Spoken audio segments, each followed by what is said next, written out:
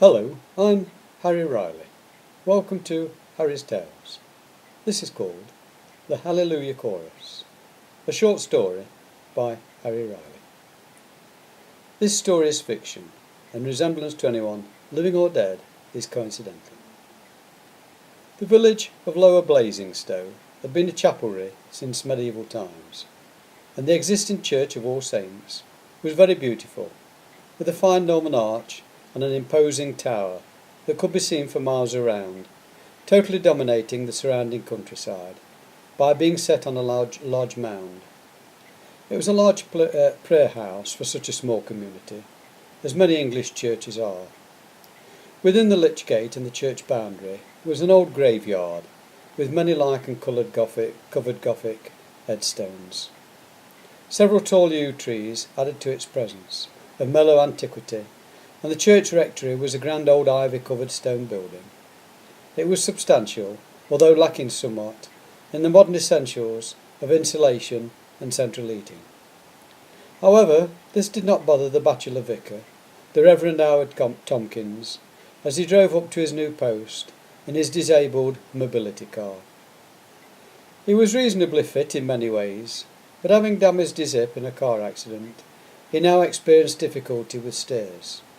He sighed ruefully to himself as he realised the upper floor of the rectory, with its 4 large bedrooms, was not going to see much of his attention. He hadn't expected to be granted this parish, but a local landowner, who one might describe as a modern equivalent to the village squire, had become his patron. This exceedingly wealthy man, Archie Robinson, was a staunch supporter of All Saints, and had already contributed thousands of pounds to the church roof restoration fund. He had taken up Howard's case for preferment with the bishop, even though he had never met the disabled clergyman.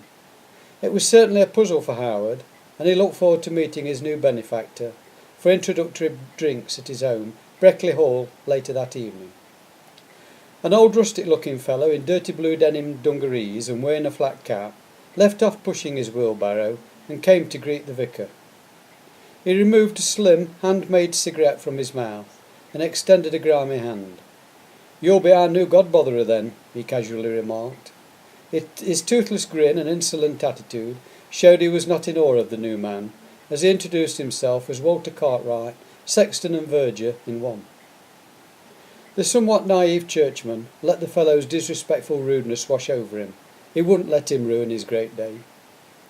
The accommodation was homely, and as the clergyman was only going to be around using the ground floor with its bed settee in the back room, he considered it perfectly adequate for his simple needs.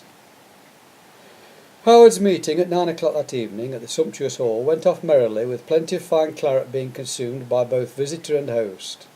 It was almost inevitable that so much alcohol should have loosened tongues, perhaps as it was meant to do.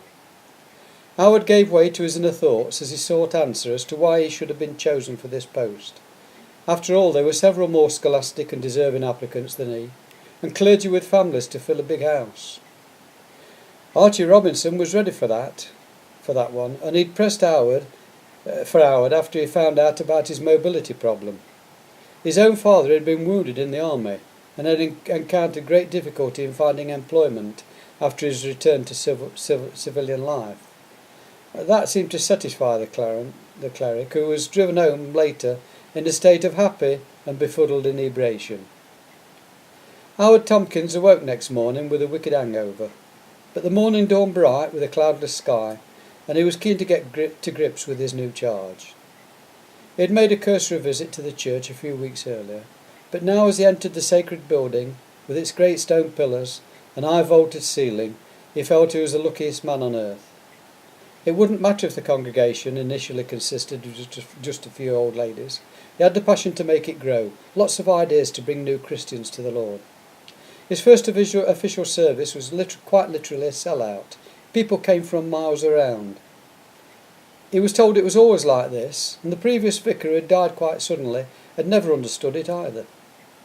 Elsewhere in the country, churches were lying neglected and uncared for, as parishioners drifted away, seeking more modern ways to find their inner fulfilment. Ralph Samuel, the church warden, stepped forward and advised Howard not to venture down the steep underground vaults, just as the Reverend was examining the big padlock on the heavy oak door behind the halter. He said the narrow stone steps were very slippery and extremely dangerous, having been condemned by the church architects as unsafe. He explained that Archie Robinson had personally taken over the management and financial costs of the underground restoration project, and had his own key to come and go as he wished. Howard exclaimed he had already met that man, and he was positively bound for sainthood, who would pray for his soul that very day. Never in his wildest dreams could Howard have expected such a passionate congregation as that which filled his church day after day and week after week. The 20-strong choir of men and boys was a joy to listen to, as they practised the Hallelujah chorus. The inspired choirmaster was none other than his new friend and benefactor and pillar of the community, Archie Robinson. Choir and congregation were all carried away in such wondrous fervour, the like of which he had never seen. Their eyes were alight as they sang for Jesus. Basil Oliver, the old arthritic organist, often thumped the wrong key, but no one cared. That is until the Sunday Vespers service, when the police raided the church. They came heavy-handed, bursting in with fully armed SWAT-style teams at the ready. The padlock on the vault's door was broken with bolt cutters, and tremendous light and heat streamed in from underground as policemen rushed through.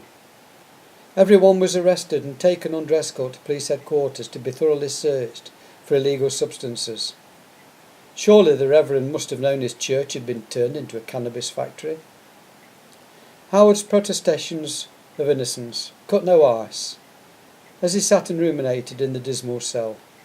What in heaven's name would the bishop think? End.